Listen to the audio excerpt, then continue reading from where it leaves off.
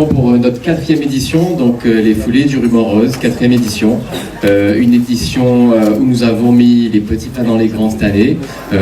Voilà, donc on part toujours sur 5 km de course. Il faut savoir que le cancer du sein n'est pas que ciblé sur la femme. On peut avoir un cancer du sein également. Les hommes sont assujettis à cette cause. Je n'arrive pas à comprendre aujourd'hui en tant que femme qu'il y a encore des femmes qui meurent du cancer du sein sans s'être jamais fait dépister. Toutes les conditions sont réunies pour que ça soit quelque chose de facile et de pratique pour les femmes.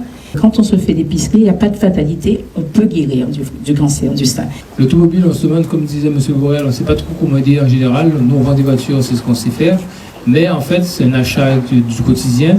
Et on va le rendre ce mois-ci un achat utile, un achat militant et engagé, puisqu'il faut savoir que chaque voiture qui sera vendue ce mois-ci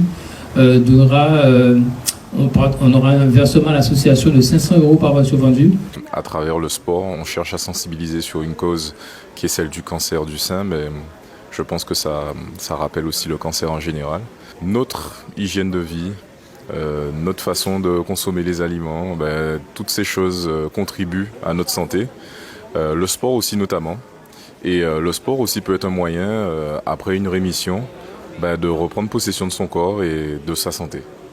Nous contribuons depuis l'année dernière à cette manifestation à hauteur d'une toute petite contribution de 20 000 €, soit une maladie qui touche encore plusieurs personnes, soit 200 personnes en Guadeloupe, 200 femmes en particulier.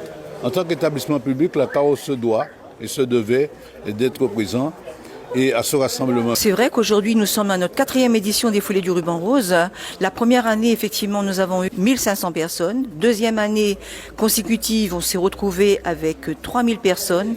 Et la troisième année, on s'est retrouvé avec 12 à 15 000 personnes. Donc, imaginez-vous un peu que cette année, pareil, on attend 10 000 personnes, mais on sait très bien qu'on en aura plus. Cette maladie, effectivement, on peut en guérir. Donc, n'ayez pas peur, allez vous faire dépister.